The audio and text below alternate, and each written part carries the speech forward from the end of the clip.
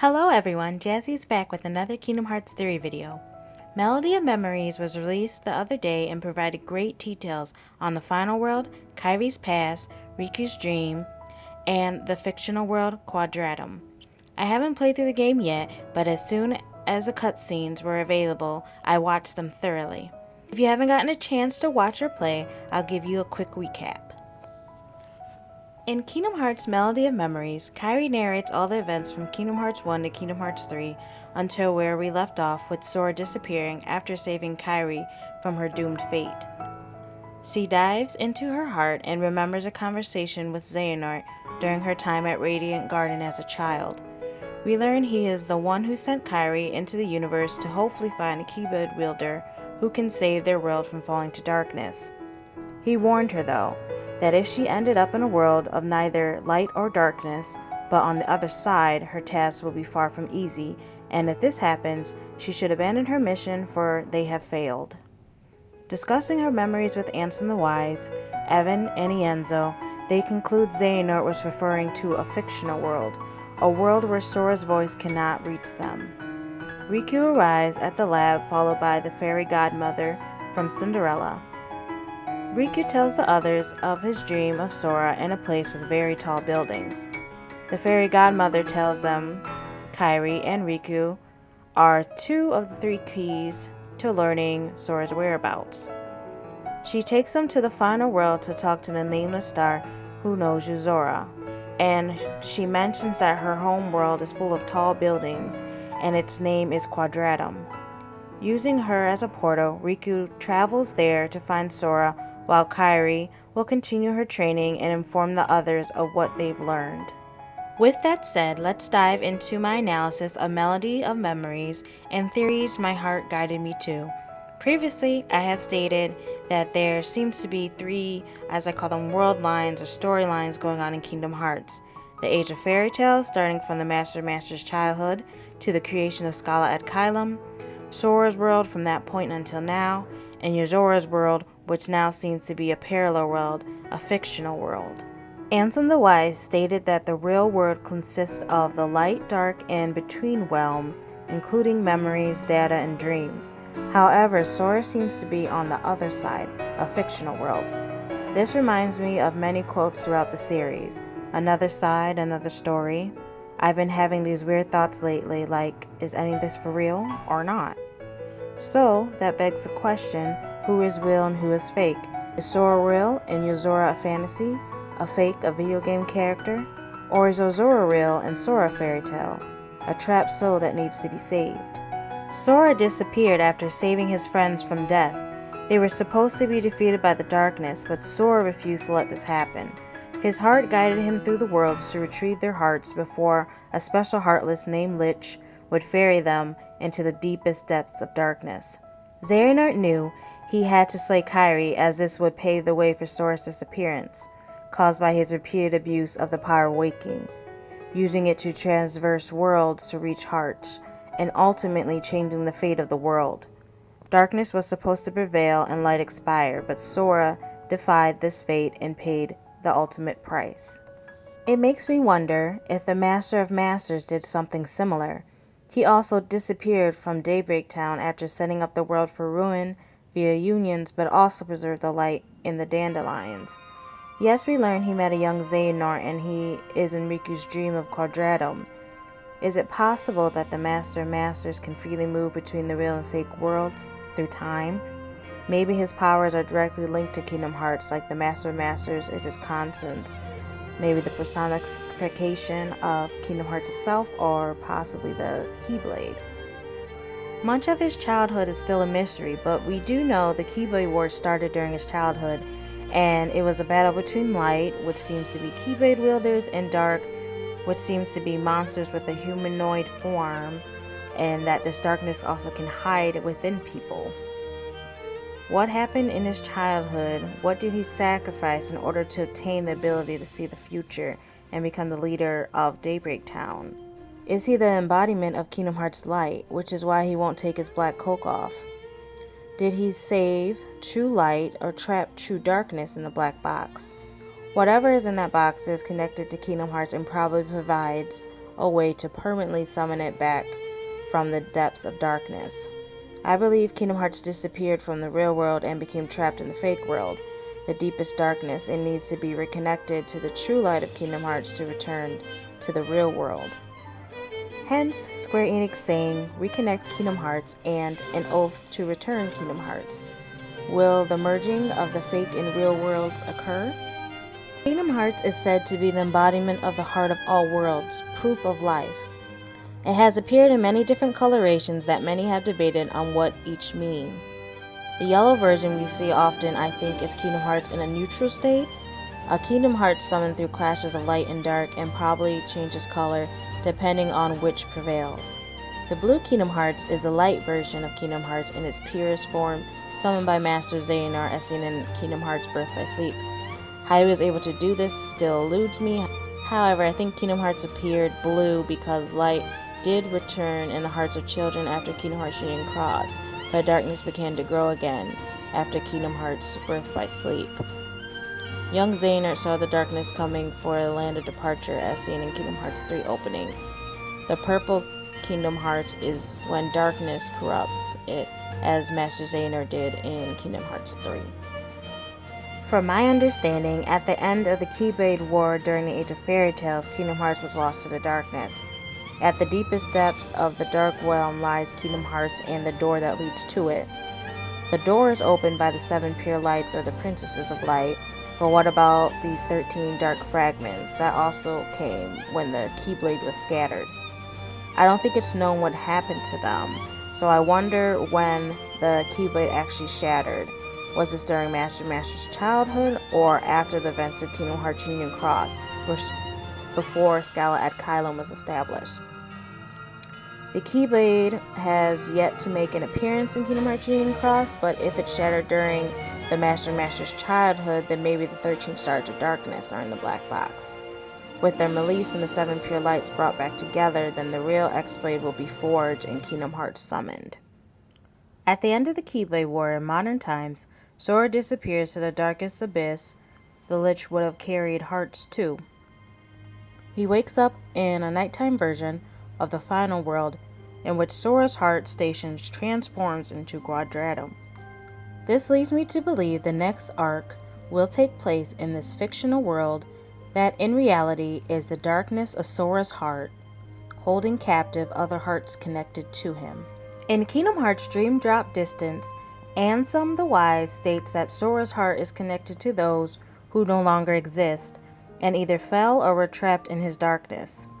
The darkness can take on many forms as we have seen with Vanitas, but I think the darkness in Sora's heart is primitive, an original darkness that caused the deaths of many in the past. Sora did meet 13 stars in the final world who were on the brink of ceasing to exist. They were people who had strong hearts that gather in the final world, unable to move on just yet. In a previous theory video, I tied the 13 stars to those from Kingdom Hearts Union Cross and other characters who were trapped on the dark side, so other organization members and of course also Naminé, which was confirmed. Here you can see there are many more than 13 stars. Probably most were victims of the Keyblade War, and possibly some may have been the Dark Road 4, but we'll get back to that another time. Some could be people Luxu body snatched over time too. We are united with the Nameless Star, who is a girl from Yozora's world, and learn that her form was taken away. I previously tied the Nameless Star to Skuld, as it seems both her and Yozora's hearts were replaced with others. I believe the girl was used as a vessel for Skuld, whose heart and its data left Data Daybreak Town and traveled to Radiant Garden where Luxu Brage was waiting. The girl's form was stolen and she was slain, and she ends up in the final world. We know Luxu Brage took Skuld from her cell, and I believe he took her to the final world and hid her within the girl's body. Remember, the organization was involved in the Replica program, in which they gave life to Naminé, Roxas, and Xion by putting their hearts, memories, data inside a vessel. They probably did this by compiling their data onto a chip placed inside the vessels, and this data came from Sora's heart. This is a method Luxu Brage could have used on others too. This is where my theory gets a little complicated. In Kingdom Hearts Union Cross, we learned that the Arc, which can transport hearts over time, but not the body. It's likely that all six, Brain, Ephemer, Scald, Lurium, Arena, and Ventus, traveled to the future, or at least got out of Daybreak Town using the Arc. Ventus ends up with Master Xehanort, Lurium and Arena become nobodies, and the fate of the other three are somewhat known. Scald is probably Subject X, and she ended up in Radiant Garden, but she was taken from there by Luxu in the form of Break. Ephemer, we get a glimpse of in the Keyblade Graveyard, aiding Sora with power from the fallen Keyblade wielders to fight off the Heartless Wave. It's possible Brain didn't go too far into the future and is Ericus's grandfather, but even Ericus doesn't know what happened to his grandfather after he battled darkness. To make sense of who ended up where, I believe that the hearts replacing Yozora and his allies are the hearts from Brain, Ephemer, Scald, and Demix, who I believe is also the player from Kingdom Hearts Union Cross. And they replace within these bodies as a way to hide them in the fictional world, since they carry great knowledge of the Keyblade War and Darkness's truest forms. Yes, they end up in the future at different time points, but all were eventually found and brought to the fictional world, changing all beyond recognition by blending their hearts and subsequently their outer appearances. Yozora tells Sora that this isn't what I really look like, and we have seen what happens to a person possessed by another in the form of Terra Xehanort. As for Luxu, he looks different from his original form, but I believe he also probably blended his appearance with the persons he possessed. Now I wonder, was the girl Subject X, Lei, and Issa met, was Scald in her form or the girl's form? If Scald's faint memories took over while in the real world, but in the final world the girl's memory takes over? I say this because I don't think we encounter Yozora's star as the girl is waiting for him, so Scald's star girl situation is a bit different than Yozora's and Ephemer's. At any rate, they are sharing bodies and sharing hearts, be it their real hearts or data hearts. Doing so create a bridge between the real and fictional worlds. It is possible that if the Arc was used to travel to the future, that the sixth person could have been the player instead of Brain, or maybe even Strelitzia. We are learning Strelitzia became a nobody that fought alongside her brother and possibly produced a formless Heartless like the robed Ansem Seeker of Darkness, but her robe was white instead of brown. I still doubt that she regained her original form, so maybe one of the stars Sora talked to in the final world is Strelitzia, but not the nameless star in particular. If Demix and the player are the same person, then the player's fate is like Lurium's and Arena's. Yes, we have no idea who Demix really is and where he went after dropping off the vessel used to bring Naminé back. We don't know the whereabouts of the other two and Luxu either after they were defeated by Sora and allies. So that begs the question of, again, where they're going with Demix's and Luxord's storylines. At any rate, I still lean towards the idea that they all ended up in the fictional world in new forms. Some who have been introduced and others who I feel will be revealed later.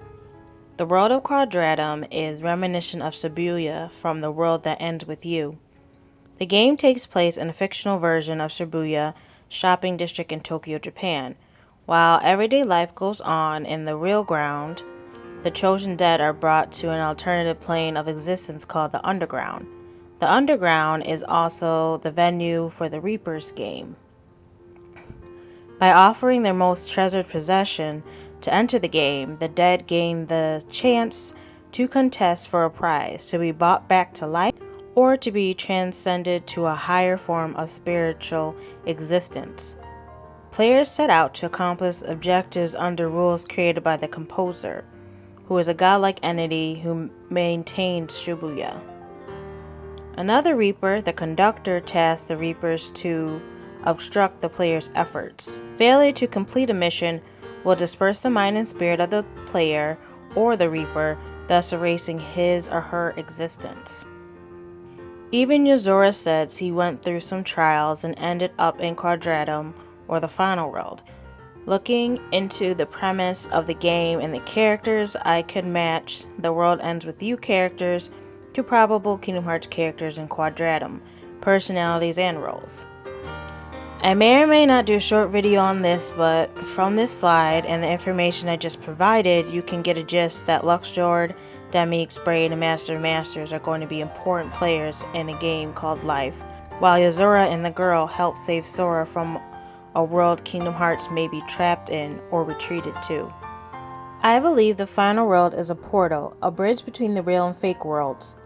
The fictional world may have been around since Master of Masters' childhood.